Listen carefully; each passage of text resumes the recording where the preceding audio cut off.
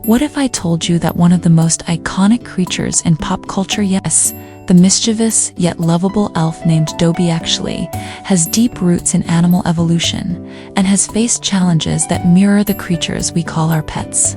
Stick around to uncover a journey that goes beyond fiction and into the heart of domestication, adaptation, and the modern-day struggles of this fascinating species. Before Dobby became the beloved house elf in Harry Potter, the idea of such creatures has been woven through history. But let's take a step back. Who are the ancestors of these mysterious beings? Well, while Dobby may not be real, creatures inspired by him, like the small nocturnal mammals we know today, have fascinating origins. Imagine a world long ago, before humans domesticated dogs and cats, when creatures like the dwarf mongoose or the hedgehog roamed the land. These animals were often small, agile, and lived in close proximity to humans, offering an intriguing parallel to our mythical house elves. Humans throughout history have had a hand in shaping the evolution of many species, either by accident or design. These small creatures, often valued for their cunning, resourcefulness, and yes, their need to stay out of sight, alongside us in ways that we now take for granted. Now, here's where it gets interesting. For thousands of years, humans have molded the traits of animals to suit our needs, even if unintentionally, from the domestication of dogs. But what about animals like Dobby? Let's look at the real-world parallel: the domestication of small animals.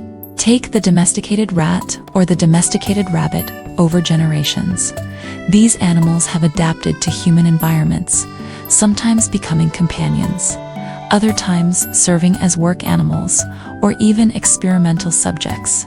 Even animals we see as pets today, like ferrets or guinea pigs, have undergone some form of transformation due to human influence. But there's something darker lurking in the shadows: the exploitation of certain species, often at the expense of their well-being. So, what's the catch? With all this domestication, things aren't always as rosy as they seem.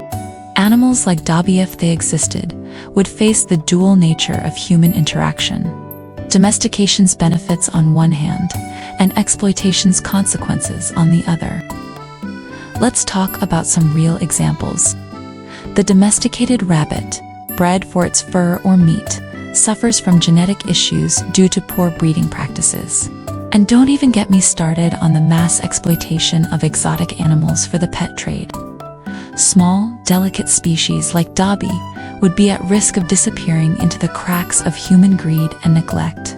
Moreover, with increasing urbanization, the habitats of these animals are vanishing. Those once safe corners of the world, where they lived undisturbed, are now being bulldozed in favor of human expansion. So, what does this all mean for our relationship with animals? Are we as guilty as the characters who used Dobby for their own benefit? The truth is, we all play a part in shaping the world these animals, real or mythical. We might think we're far removed from the challenges animals face, but the reality is, every time we buy a pet, support unsustainable practices, or turn a blind eye to endangered species, we're influencing their survival. It's a tough pill to swallow, but it's a truth we can no longer ignore. So, what can we do to help? It starts with awareness, knowing the creatures in our care, supporting ethical breeding, and choosing sustainable practices.